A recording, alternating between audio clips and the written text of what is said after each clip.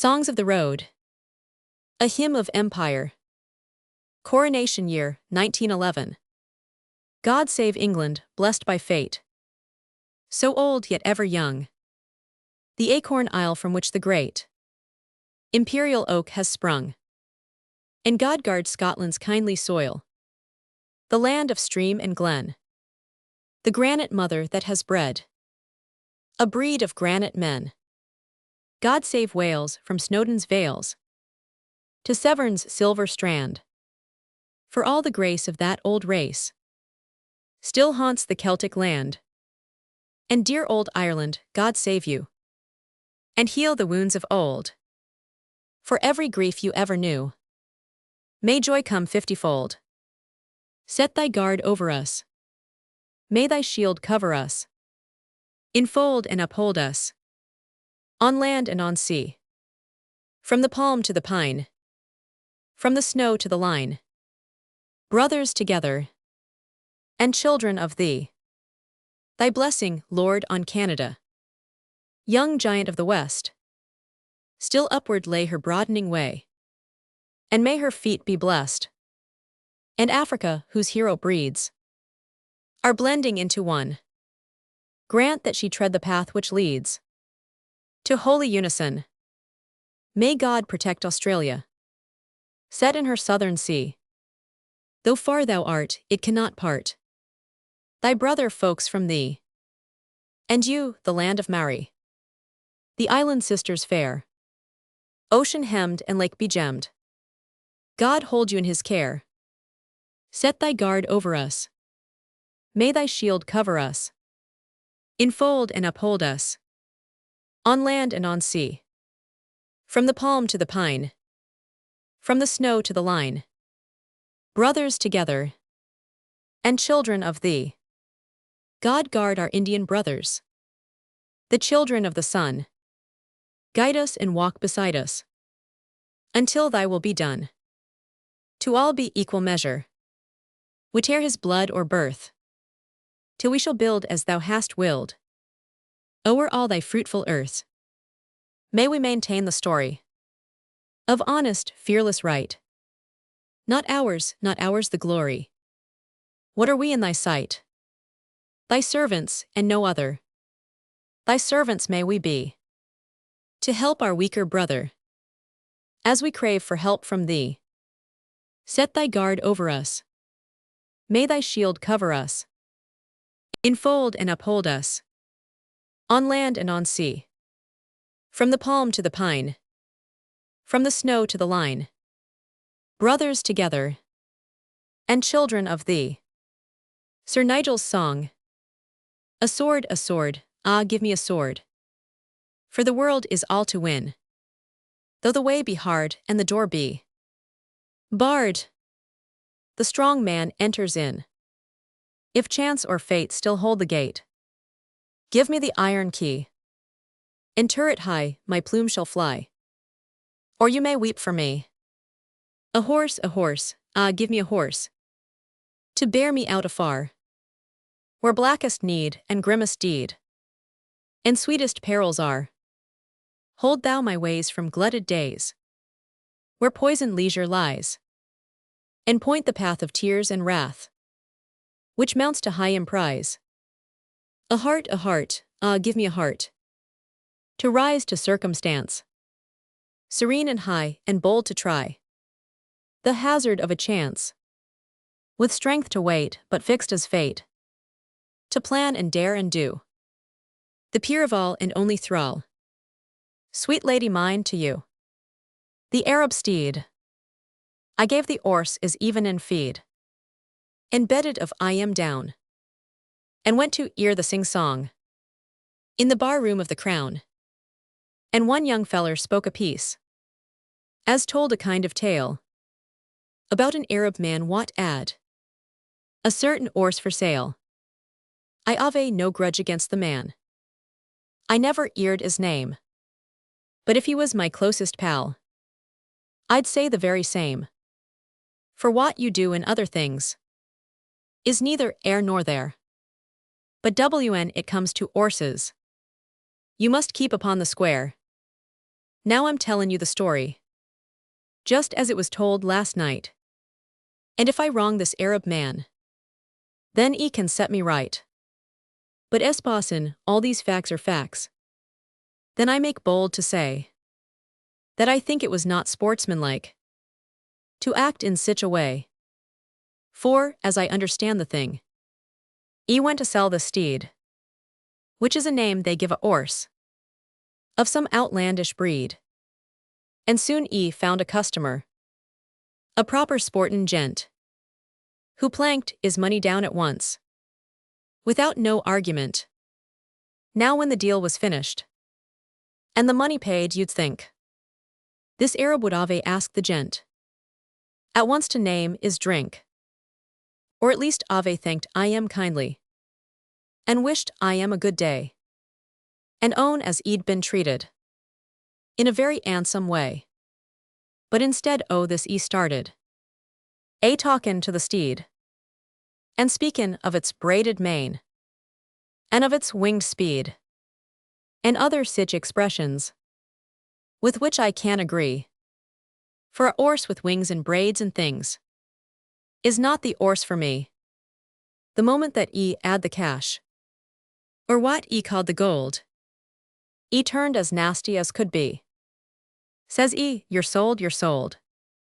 Them was his words, it's not for me to settle what he meant. It may have been the horse was sold. It may have been the gent. I've not a word to say agin his fondness for his horse. But why should he insinuate the gent would treat I am worse? And why should he go talkin' in that aggravatin' way, as if the gent would gallop I am and wallop I am all day? It may have been an harness horse. It may have been an ack. But a bargain is a bargain, and there ain't no goin' back. For when you've picked the money up, that finishes the deal. And after that your mouth is shut. What for you may feel. Supposin' this Arab man ad wanted to be free, he could have done it businesslike, the same as you or me. A fiver might have squared the gent, and then he could have claimed as he'd cleared himself quite handsome, and no call to be ashamed. But instead, that this Arab man went on from bad to worse, and took and chucked the money at the cove what bought the horse. He'd have learned I am better manners if he'd waited there a bit. But he scooted on his bloomin' steed as hard as he could split.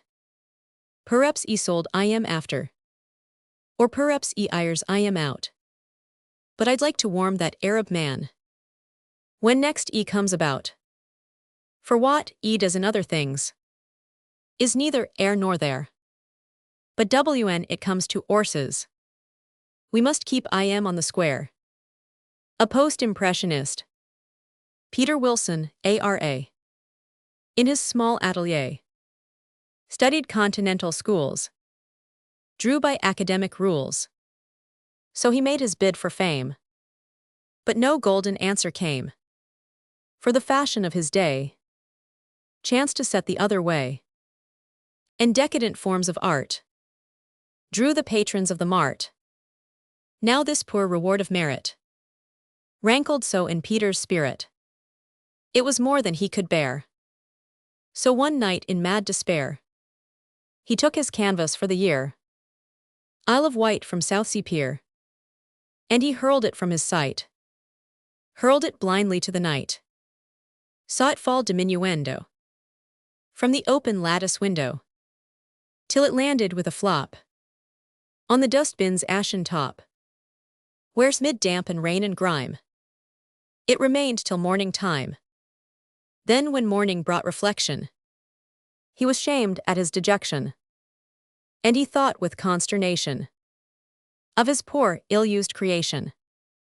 Down he rushed and found it there, lying all exposed and bare, mud bespattered, spoiled and botched, water sodden, fungus blotched, all the outlines blurred and wavy, all the colors turned to gravy.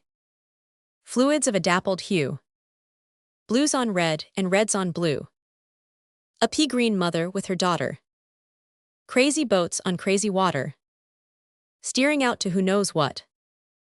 An island or a lobster pot. Oh, the wretched man's despair. Was it lost beyond repair? Swift he bore it from below. Hastened to the studio, where with anxious eyes he studied if the ruin, blotched and mudded, could by any human skill be made a normal picture still.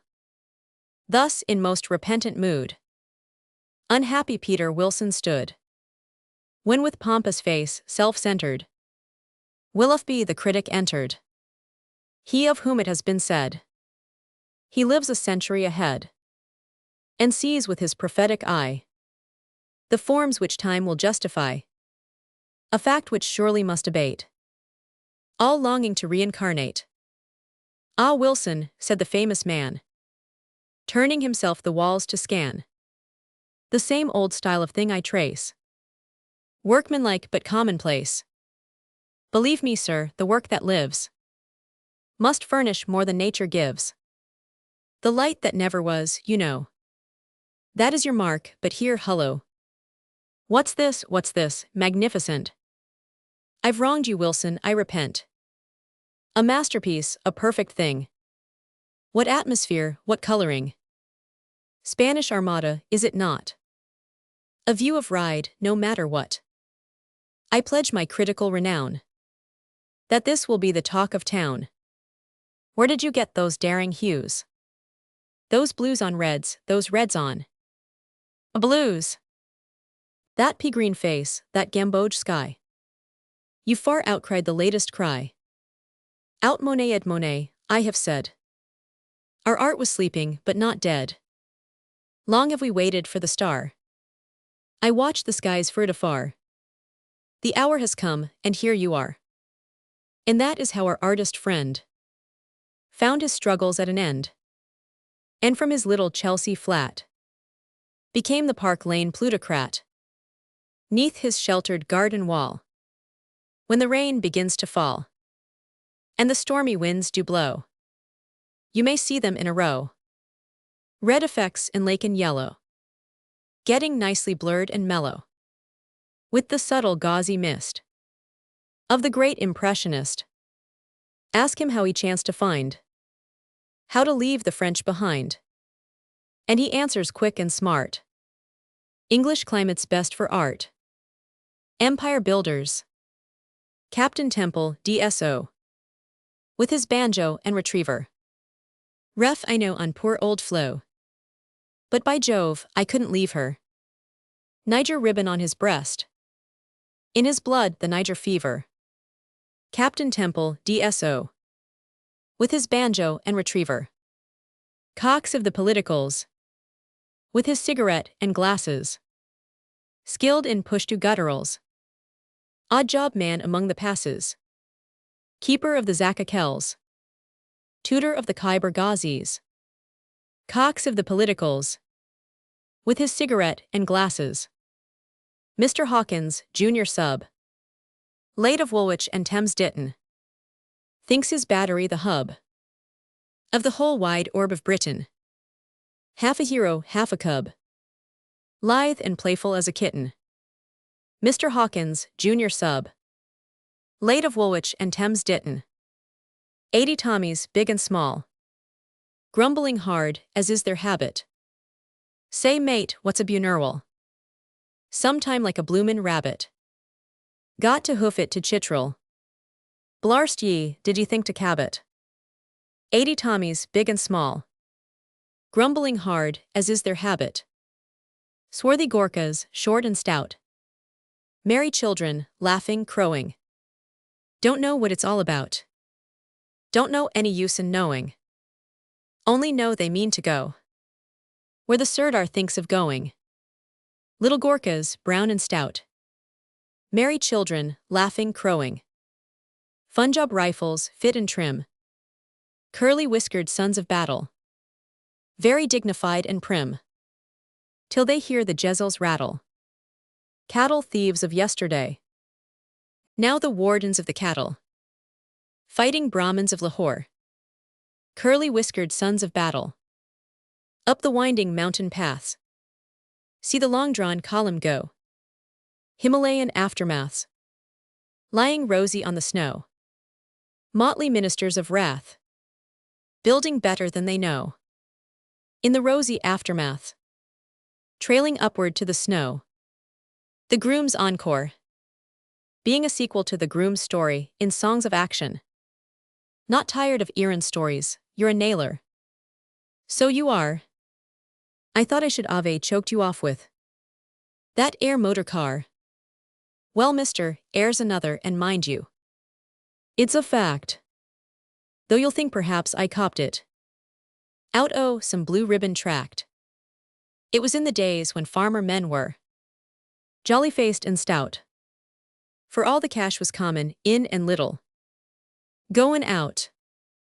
But now, you see, the farmer men are ungry-faced and thin. For all the cash is goin' out and little, common in. But in the days I'm speakin' of before, the drop in wheat, the life them farmers led was such as couldn't well be beat. They went the pace amazin', they 'unted, and they shot. And this air Jeremiah Brown the liveliest of the lot. He was a fine young feller, the best round air by far, but just a bit full-blooded, as fine young fellers are, which I know they didn't ought to, and it's very wrong of course. But the colt what never capers makes a mighty useless 'orse. The lad was never vicious, but he made the money go. For he was ready with his yes and back ward with his no. And so he turned to drink, which is the avenue to ill. And how he came to stop himself is what I ave to tell. 4 days on end, he never knew how he had got to bed, until one mornin' 50 clocks was tickin' in his head. And on the same the doctor came, very near DT. If you don't stop yourself, young chap, you'll pay the price, said he. It takes the form of visions, as I fear you'll quickly know. Perhaps a string o' monkeys, all ace it a row. Perhaps it's frogs or beetles, perhaps it's rats or mice. There are many sorts of visions, and there's none of 'em is nice. But Brown E started laughin'. No, doctor's muck, says he. A take him break him gallop is the only cure for me. They unt today down Orsham way. Bring round the sorrel mare. If them monkeys come inquirin', you can send 'em on down there. Well, Jeremiah rode to Ounds, exactly as he said. But all the time the doctor's words were ringin' in his ead. If you don't stop yourself, young chap, you've got to pay the price. There are many sorts of visions, but none of 'em is nice. They found that day at Leonard's Lee and ran to Shipley Wood. Elfer leather all the way with scent and weather good. Never check to Orton Beck and on. Across the Weald. And all the way the Sussex clay was weed. In out the field. There's not a man among them could remember such a run. Straight as a rule to Bramberpool and on. By Annington. They followed still past Breeding Ill. And on by Staining Town. Until they'd cleared the edges and were out upon the down. Full 30 mile from Plimmer's Stile. Without a check or fault.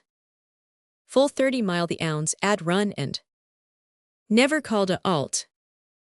One by one, the field was done until at Findin down. There was no one with the untsman save young Jeremiah Brown. And then the untsman was beat. Orsad tripped and fell. By George, said Brown, I'll go alone. And follow it too well. The place that it belongs to, and as made the vow. There broke from right in front of I am. The queerest kind of row. There lay a copse of azels on the border of the track. And into this 2 ounds ad run them. 2 was all the pack. And now from these azels there came a fearsome owl, with a yappin' and a snappin' and a wicked snarlin' growl. Jeremiah's blood ran cold, affrightened. Man was but he buted through the bushes just to see what could see. And there beneath their shadow, blood drippin' from his jaws, was an awful creature standin' with a ound beneath its paws. A fox, 5 foxes rolled in one, a pony's weight and size. A rampin', ragin' devil, all fangs and air and eyes. Too scared to speak, with shriek on shriek, Brown galloped from the sight, with just one thought within his mind. The doctor told me right, that even and late the minister was seated in his study, when in their rush to untin man all travel-stained and muddy. Give me the testament, he cried, and ere my sacred vow, that not one drop of drink shall ever pass my lips from now. Swore it and kept it and keeps it too. This day, has turned from gin to ginger and says finds it pay. You can search the whole o' Sussex from Ayr to Brighton town, and you wouldn't find a better man than Jeremiah Brown. And the vision, it was just a wolf, a big Siberian, a great, fierce, ungry devil from a show man's caravan. But it saved I am from perdition, and I don't mind if I do. I haven't seen no wolf myself, so heirs my best to you. The bay horse. Squire wants the bay horse, for it is the best. Squire holds the mortgage. Where's the interest? Haven't got the interest. Can't raise a sou. Shan't sell the bay horse. Whatever he may do. Did you see the bay horse? Such a one to go. He took a bit of ridin' when I showed him at the show. First prize the broad jump. First prize the high gold medal, Class A. You'll see it by and by. I bred the bay horse on the Withy farm. I broke the bay horse. He broke my arm. Don't blame the bay horse. Blame the brittle bone. I bred him and I've fed him, and he's all my very own. Just watch the bay horse. Chock full of sense. Ain't he just beautiful? Risen to a fence. Just hear the bay horse whinnin' in his stall, purrin' like a pussy cat when he hears me call. But if Squire's lawyer serves me with his writ, I'll take the bay horse to Marley gravel pit, over the quarry edge. I'll sit him tight. If he wants the brown hide, he's welcome to the white. The outcasts. 3 women stood by the river's flood, in the gas lamp's murky light. A devil watched them on the left, and an angel on the right. The clouds of lead flowed overhead, the leaden stream below. They marveled much, that outcast 3. Why fate should use them so. Said one, I have a mother dear, who lieth ill abed, and by my sin the wage I win, from which she hath her bread. Said one, I am an outcast's child, and such I came on earth. If me ye blame, for this my shame, whom blame ye for my birth? The third, she sank a sin-blotched face, and prayed that she might rest in the weary flow of the stream below, as on her mother's breast. Now past there came a godly man, of goodly stock and blood, and as he passed one frown he cast at that sad sisterhood. Sorely it grieved that godly man to see so foul a sight. He turned his face and strode apace and left them to the night. But the angel drew her sisters three within her pinion's span, and the crouching devil slunk away to join the godly man. The end. Tell me what to get, and I will get it. Then get that picture, that the girl in white. Now tell me where you wish that I should set it. Lean it where I can see it in the light. If there is more, sir, you have but to say it. Then bring those letters, those which lie apart. Here is the packet, tell me where to lay it. Stoop over, nurse, and lay it on my heart. Thanks for your silence, nurse, you understand me. And now I'll try to manage for myself. But as you go, I'll trouble you to hand may the small blue bottle there upon the shelf. And so farewell, I feel that I am keeping the sunlight from you, may your walk be bright. When you return I may perchance be sleeping. So ere you go, one hand clasp. And good night. 1902–1909. They recruited William Evans from the Plowdill and the Spade. 10 years' service in the Devons left him smart as they are made. 30 or a trifle older. Rather over 6 foot high. Trim of waist and broad of shoulder. Yellow-haired and blue of eye. Short of speech and very solid. Fixed in purpose as a rock. Slow, deliberate, and stolid. Of the real West Country stock. He had never been to college. Got his teaching in the corps. You can pick up useful knowledge. Twixt Saltash and Singapore. Oldfield cornet Piet Van Selling. Lived just northward of the Val. And he called his whitewashed dwelling Blesbuck Farm, Renoster Crawl. In his politics unbending, stern of speech and grim of face, he pursued the never-ending quarrel with the English race.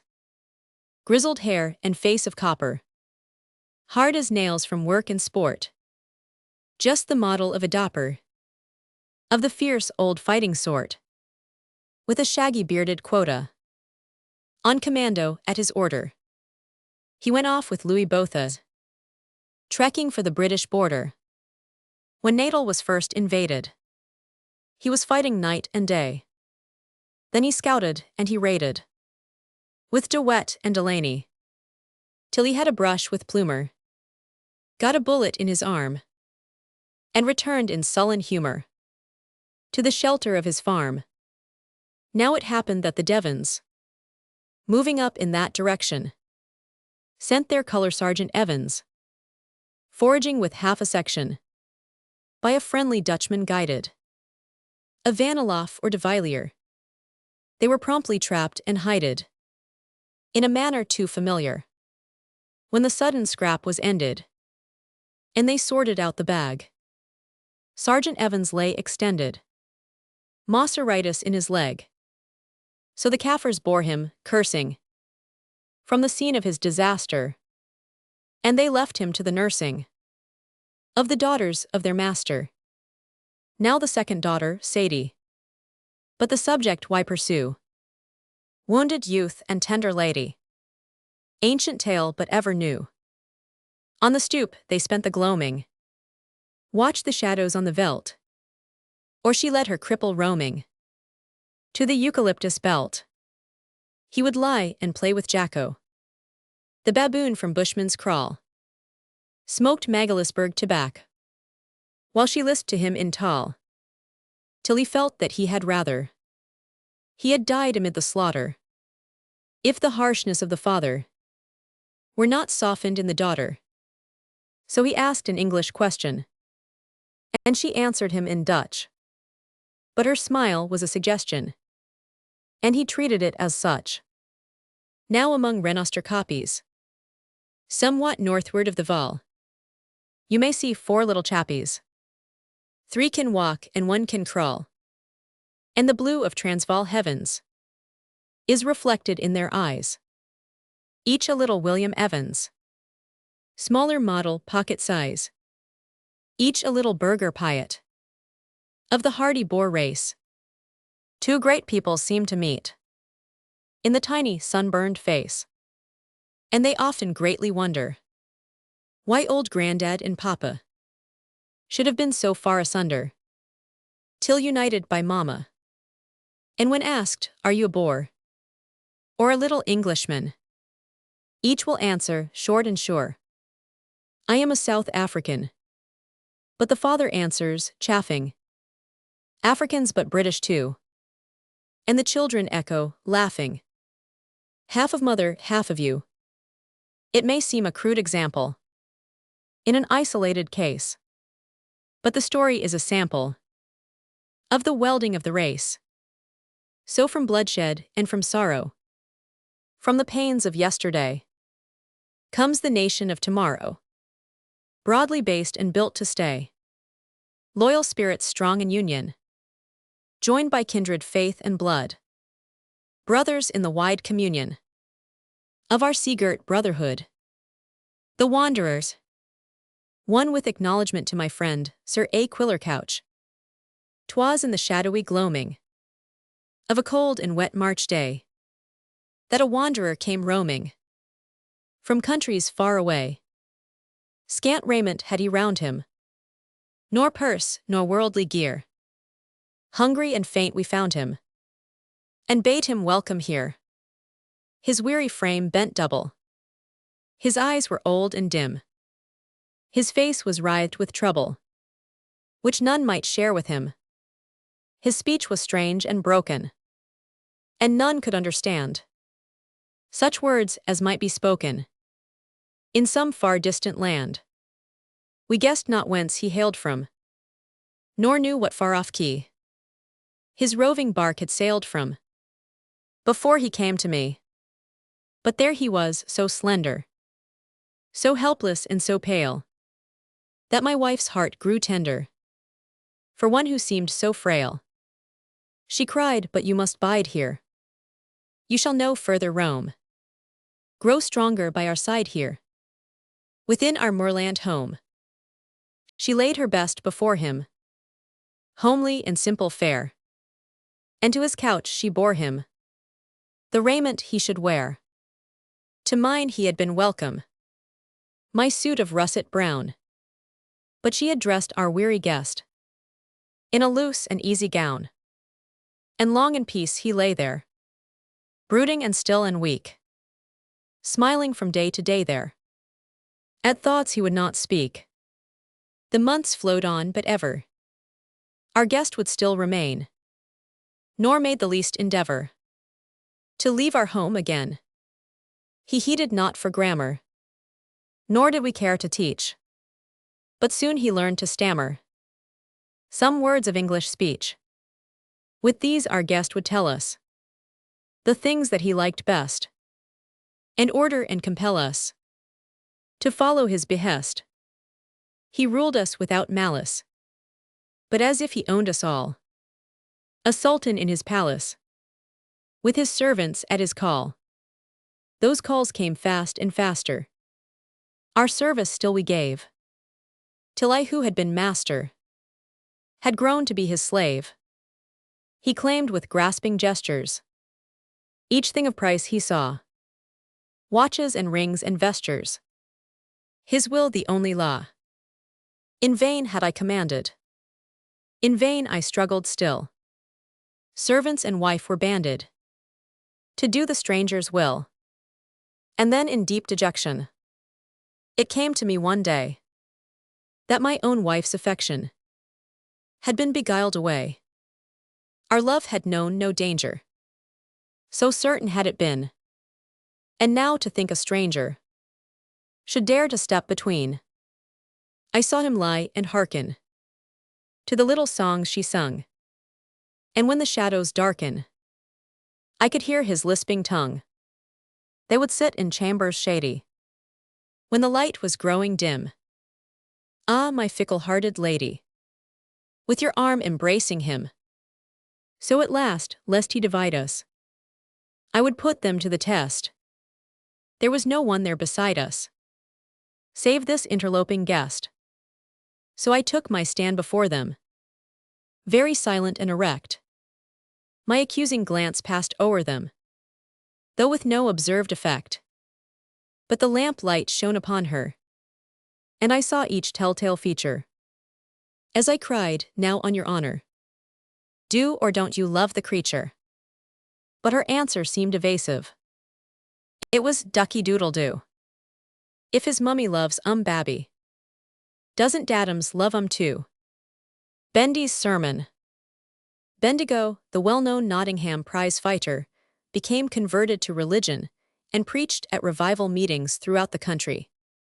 You didn't know of Bendigo? Well, that knocks me out. Who's your board school teacher? What's he been about? Chock-a-block with fairy tales full of useless cram. And never heard o' Bendigo, the pride of Nottingham. Bendy's short for Bendigo, you should see him peel. Half of him was whalebone, half of him was steel. Fight in weight 11'10", 5'9". In height. Always ready to oblige if you want a fight. I could talk of Bendigo from here to King Dom come. I guess before I ended you would wish your dad was dumb. I'd tell you how he fought Ben Caunt, and how the deaf unfell. But the game is done, and the men are gone, and maybe it's as well. Bendy he turned Methodist, he said he felt a call. He stumped the country preachin', and you bet he filled the hall. If you seed him in the pulpit, Abe Leeton, like a lamb, you'd never know bold Bendigo, this pride of Nottingham. His hat was like a funeral, he'd got a waiter's coat, with a hallelujah collar and a choker round his throat. His pals would laugh and say in chaff that Bendigo was right in talkin' on the devil since he'd no one else to fight. But he was very earnest, improvin' day by day, a workin' and a preachin' just as his duty lay. But the devil he was waitin', and in the final bout, he hit him hard below his guard, and knocked poor Bendy out. Now I'll tell you how it happened. He was preachin' down at Brum. He was billed just like a circus, you should see the people come. The chapel it was crowded, and in the fore most row, there was half a dozen bruisers who'd a grudge at Bendigo.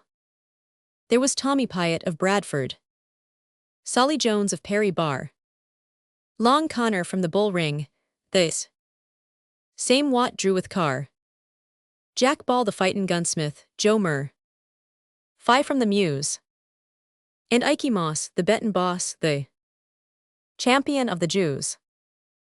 A very pretty handful a sittin' in a string, full of beer and impudence, ripe for any thing. Sittin' in a string there, right under Bendy's nose. If his message was for sinners, he could make a start on those. Soon he heard them chafflin', "Hi Bendy, here's a go. How much are you coppin' by this jump to glory show?" Stow-it Bendy left the ring mighty spry of you. Didn't everybody know the ring was leavin' you? Bendy fairly sweated as he stood above and prayed. "Look down, O Lord, and grip me with a strangle hold," he said. "Fix me with a strangle hold, put a stop on me. I'm slippin', Lord, I'm slippin', and I'm clingin' hard to thee." But the roughs they kept on chaffin', and the uproar it was such that the preacher in the pulpit might be talkin' double Dutch, till a workin' man he shouted out, jumpin' to his feet, "Give us a lead, your reverence, and heave in the street." Then Bendy said, Good Lord, since first I left my sinful ways, thou knowest that to thee alone I've given up my days. But now, dear Lord, and here he laid his Bible on the shelf. I'll take, with your permission, just 5 minutes for myself. He vaulted from the pulpit like a tiger from a den. They say it was a lovely sight to see him floor his men, right and left and right, straight and true and hard, till the Ebenezer Chapel looked more like a knacker's yard. Platt was standin' on his back and look up at his toes. Solly Jones of Perry Bar was feelin' for his nose. Connor of the Bull Ring had all that he could do, rackin' for his ivories that lay about the pew. Jack Ball the fightin' gunsmith was in a peaceful sleep. Joe Murphy lay across him, all tied up in a heap. 5 of them was twisted in a tangle on the floor. And Ikey Moss, the bettin' boss, had sprinted for the door. 5 repentant fightin' men, sitting in a row, listin' in to words of grace from Mr. Bendigo.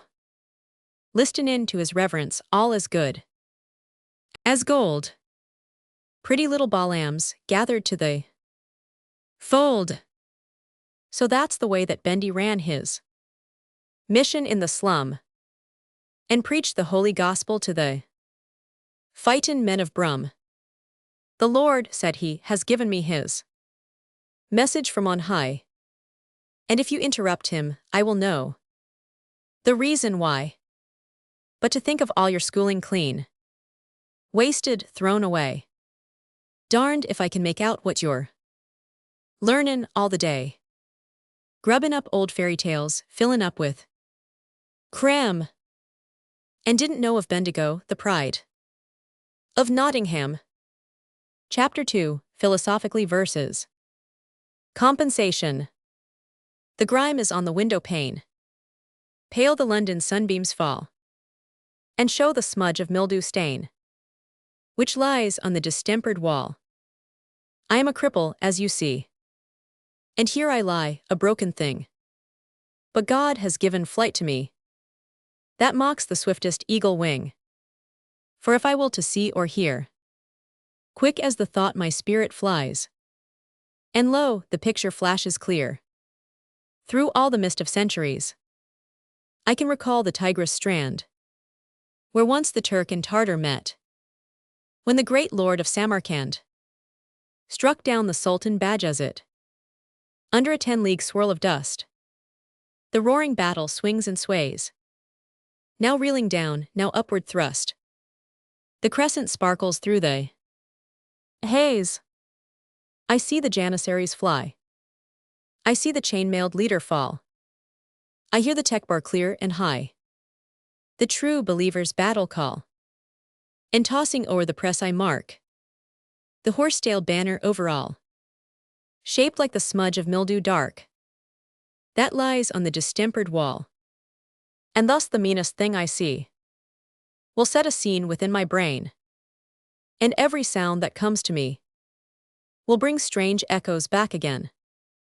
Hark now, in rhythmic monotone, you hear the murmur of the mart, the low, deep, unremitting moan that comes from weary London's heart. But I can change it to the hum of multitudinous acclaim, when triple-walled Byzantium re-echoes the imperial name.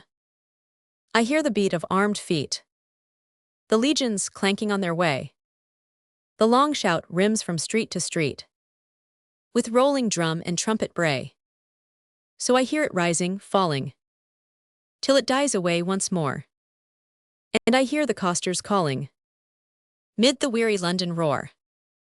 Who shall pity then the lameness, which still holds me from the ground? Who commiserate the sameness of the scene that girds me round? Though I lie a broken wreck, though I seem to want for all, still the world is at my beck, and the ages at my call. The banner of progress. There's a banner in our van, and we follow as we can. For at times we scarce can see it, and at times it flutters high. But however it be flown, still we know it as our own. And we follow, ever follow, where we see the banner fly. In the struggle and the strife, in the weariness of life, the bannerman may stumble. He may falter in the fight. But if one should fail or slip, there are other hands to grip. And it's forward, ever forward, from the darkness to the light. Hope. Faith may break on reason. Faith may prove a treason to that highest gift that is granted by thy grace. But hope, let us cherish some spark that may not perish, some tiny spark to cheer us as we wander through the waste. A little lamp beside us, a little lamp to guide us where the path is rocky, where the road is steep, that when the light falls dimmer, still some God-sent glimmer may hold us steadfast ever to the track that we should keep. Hope for the trending of it, hope for the ending of it, hope for all around us, that it ripens in the sun. Hope for what is waning, hope for what is gaining, hope for what is waiting when the long day is done. Hope that he, the nameless, may still be best and blameless, nor ever end his highest with the earthworm and the slime. Hope that o'er the border there lies a land of order, with higher law to reconcile the lower laws of time. Hope that every vexed life finds within that next life something that may recompense, something that may cheer, and that perchance the lowest one is truly but the slowest one, quickened by the sorrow which is waiting for him here. Religio me. God's own best will bide the test, and God's own worst will fall. But best or worst or last or first, he ordereth it, for all is good if understood. Could we understand? And right and ill are tools of skill, held in his either hand, the harlot and the anchorite, the martyr and the rake.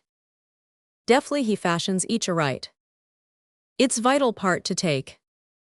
Wisdom he makes to form the fruit, where the high blossoms be, and lust to kill the weaker shoot, and drink to trim the tree, and holiness that sow the bowl be solid at the core, and plague and fever that the whole be changing evermore.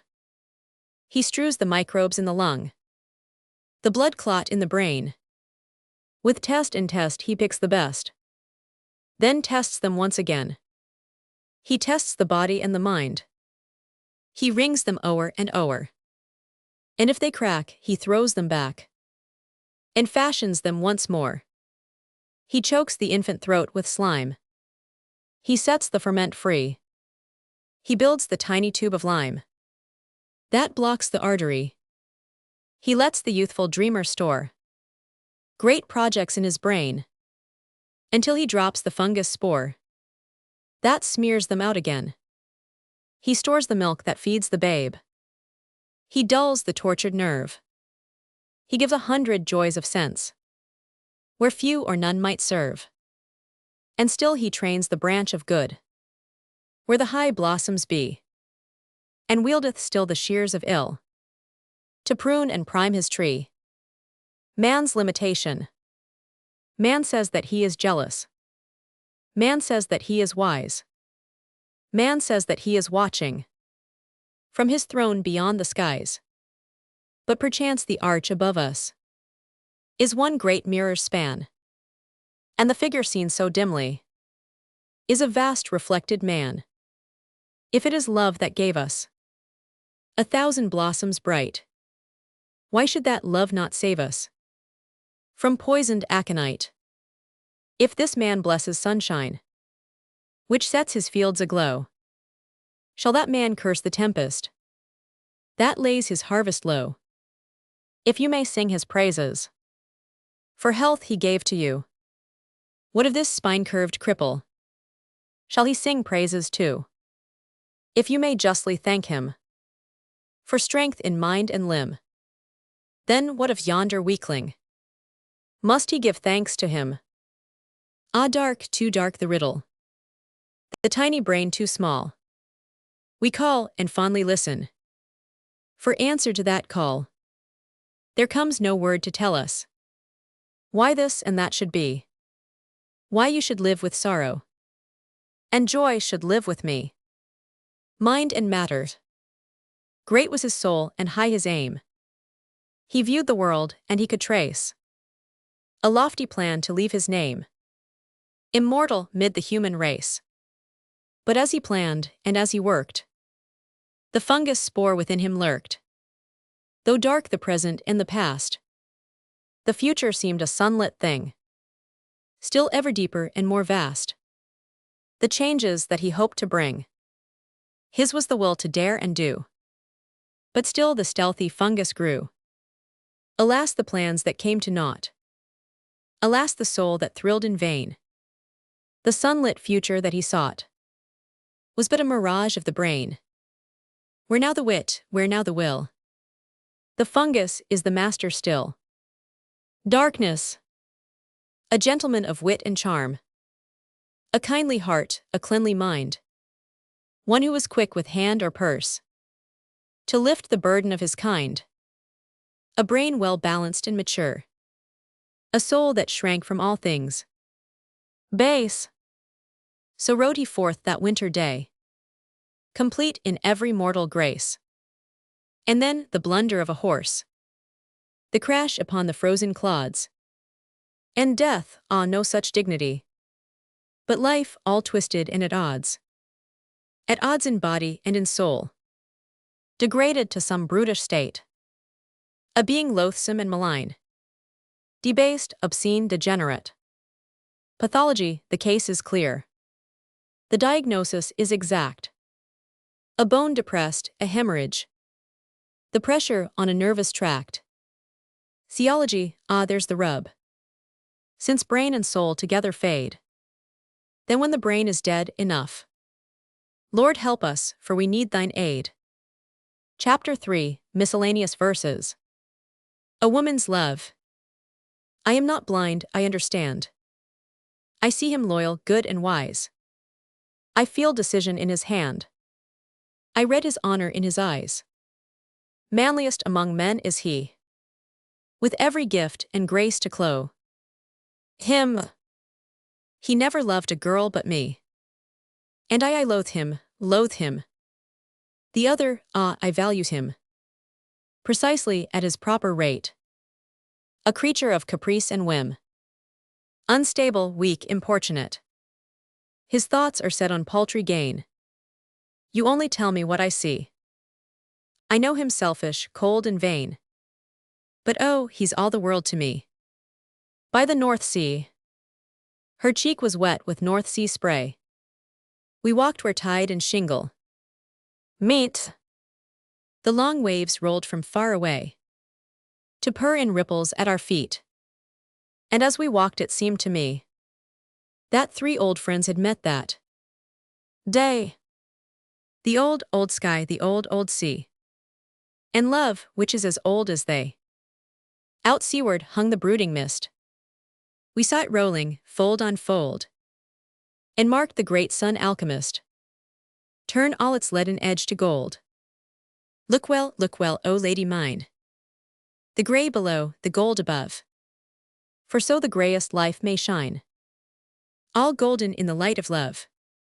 December snow. The bloom is on the May once more. The chestnut buds have burst anew. But darling, all our springs are o'er. 'Tis winter still for me and you. We plucked life's blossoms long ago. What's left is but December's snow. But winter has its joys as fair. The gentler joys, aloof, apart. The snow may lie upon our hair, but never, darling, in our heart. Sweet were the springs of long ago. but sweeter still December's snow. Yes, long ago, and yet to me it seems a thing of yesterday. The shade beneath the willow tree. The word you looked but feared to say. Ah, when I learned to love you so. What recked we of December's snow? But swift the ruthless seasons sped, and swifter still they speed away. What though they bow the dainty head, and fleck the raven hair with gray? The boy and girl of long ago are laughing through the veil of snow. Shakespeare's expostulation. Masters, I sleep not quiet in my grave. There where they laid me, by the Avon shore. In that some crazy wights have set it forth, by arguments most false and fanciful, analogy and far-drawn inference, that Francis Bacon, Earl of Verulam, a man whom I remember in old days, a learned judge with sly adhesive palms, to which the suitor's gold was wont to stick, that this same Verulam had writ the plays, which were the fancies of my frolic brain. What can they urge to dispossess the crown, which all my comrades and the whole loud world did in my lifetime lay upon my brow? Look straightly at these arguments and see how witless and how fondly slight they be. Imprimis, they have urged that being born in the mean compass of a paltry town, I could not in my youth have trimmed my mind to such an eagle pitch, but must be found, like the hedge sparrow, somewhere near the ground. Bethink you, sirs, that though I was denied the learning which in colleges is found, yet may a hungry brain still find its foe, wherever books may lie or men may be.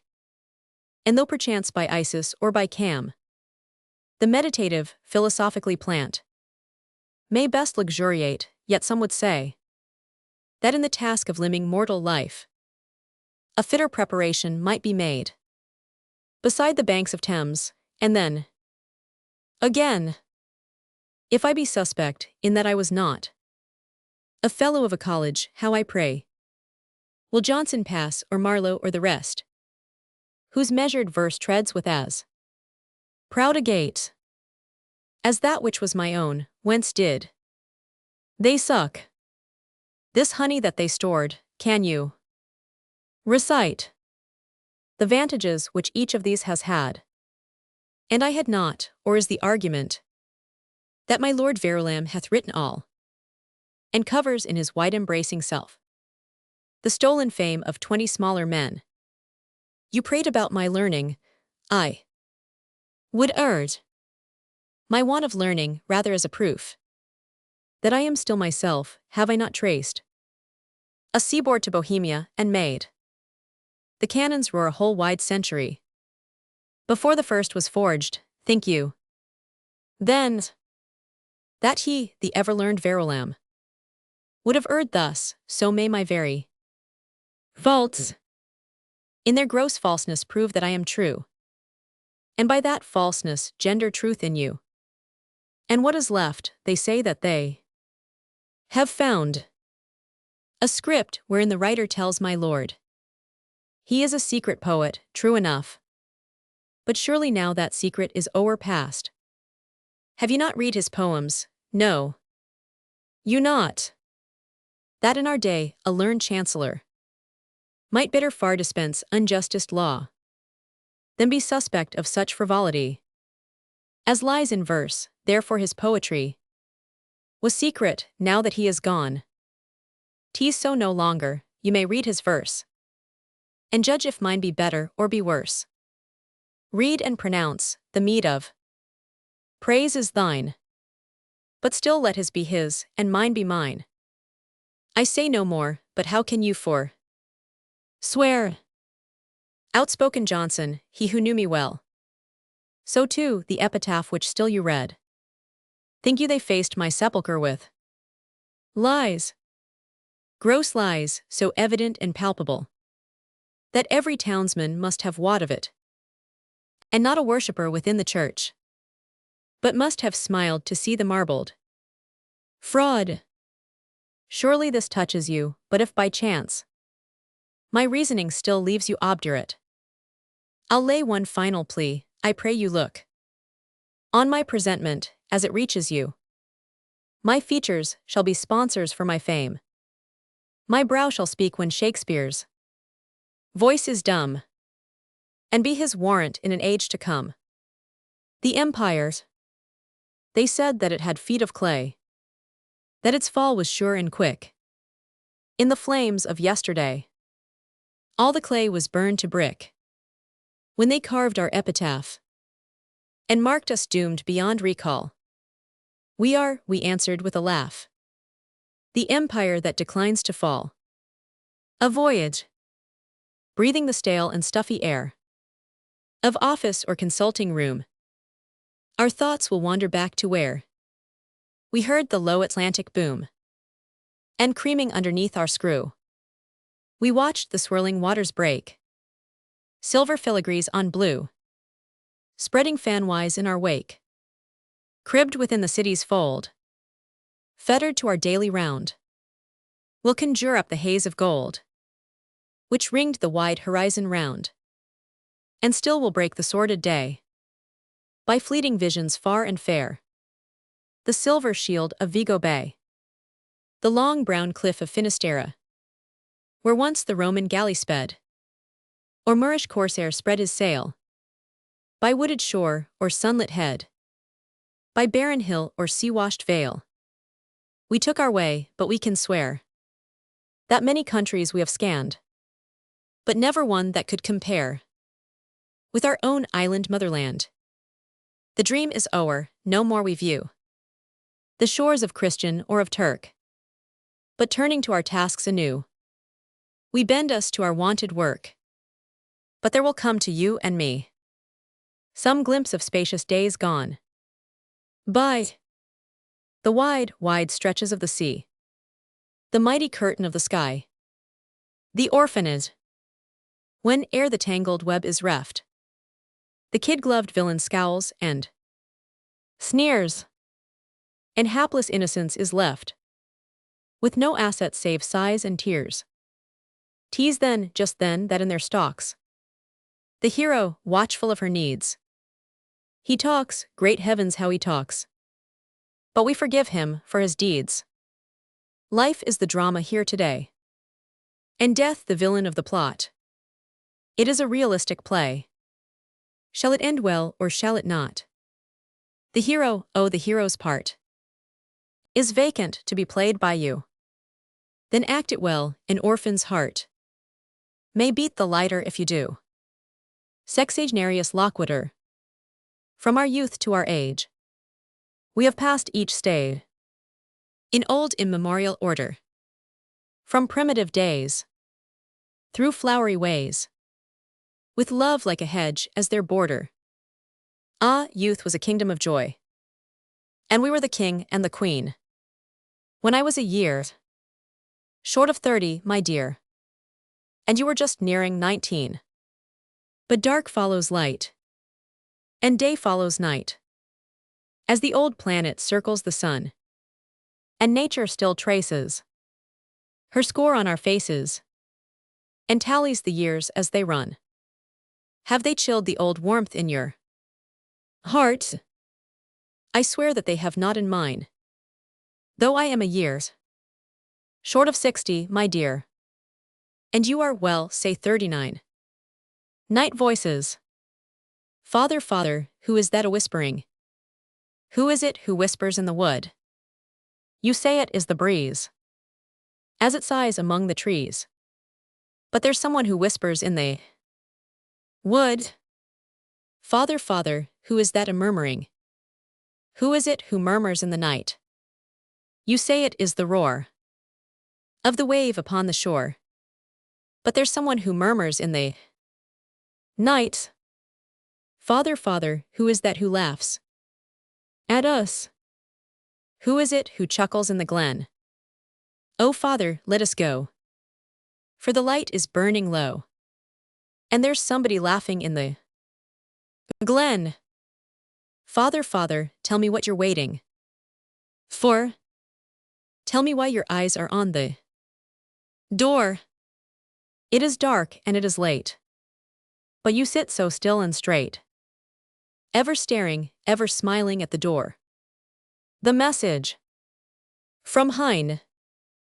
Up, dear laddie, saddle quick, and spring upon the leather. Away post haste o'er fell and waste, with whip and spur together. And when you win to Duncan's kin, draw one of them aside, and shortly say which daughter may we welcome as the bride. And if he says, it is the dark, then quickly bring the mare.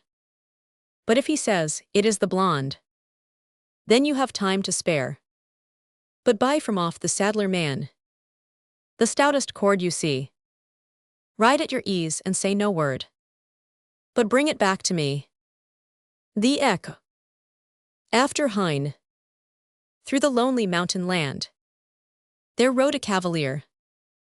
Oh, ride I to my darling's arms, or to the grave so drear? The echo answered clear, the grave so drear. So onward rode the cavalier, and clouded was his brow.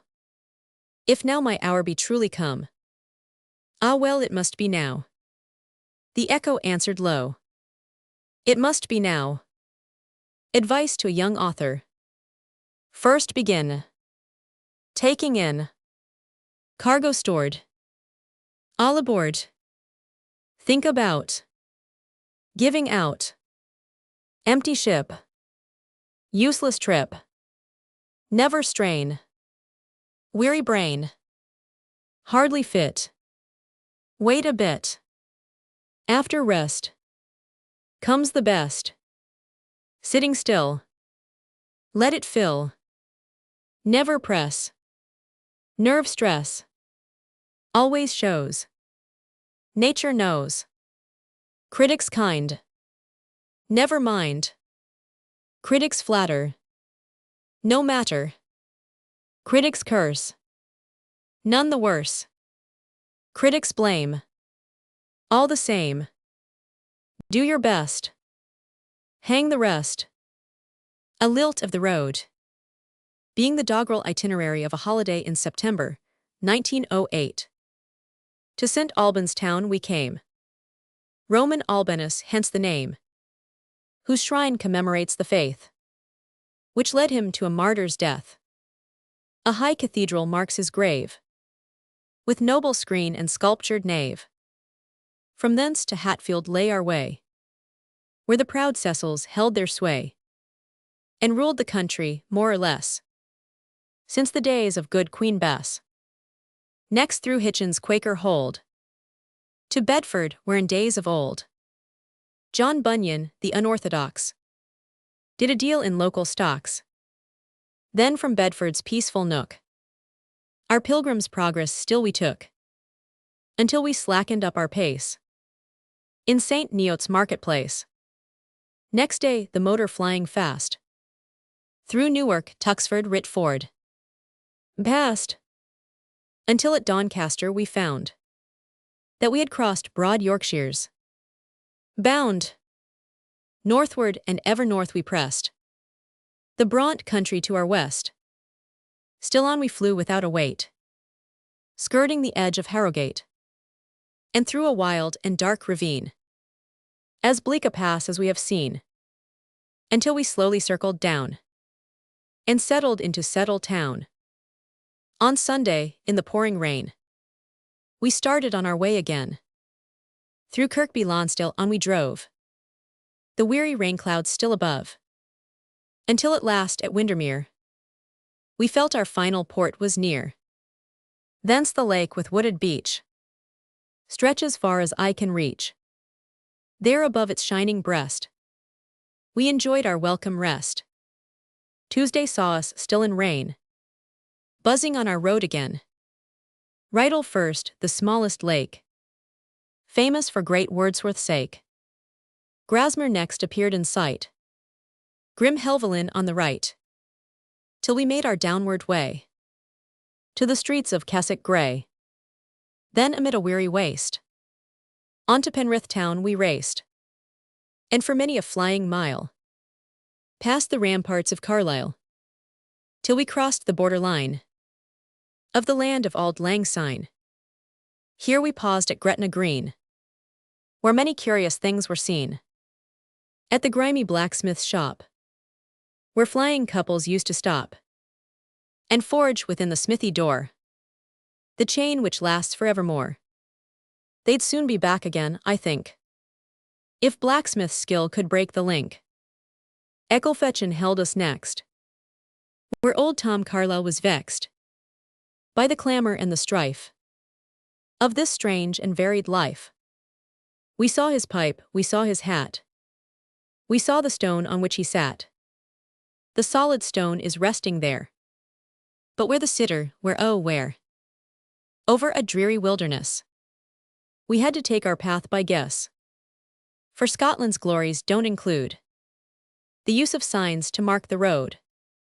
For 40 miles the way ran steep, over bleak hills with scattered sheep, until at last, 'neath gloomy skies, we saw the stately towers rise, where noble Edinburgh lies.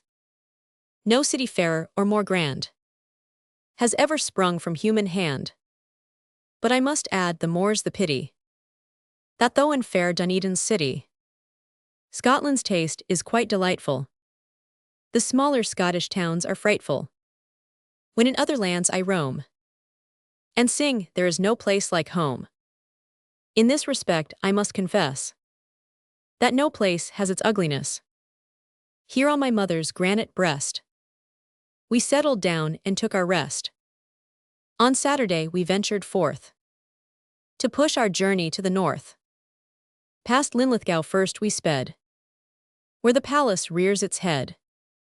Then on by Falkirk till we pass the famous valley and morass, known as Bannockburn and Story, brightest scene of Scottish glory.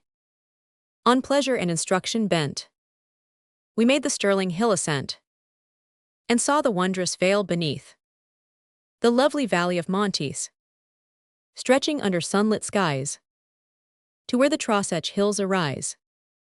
Thence we turned our willing car westward ho, to Callander, where childish memories awoke, in the wood of ash and oak, where in days so long gone by I heard the woodland pigeons cry, and consternation in my face legged it to some safer place.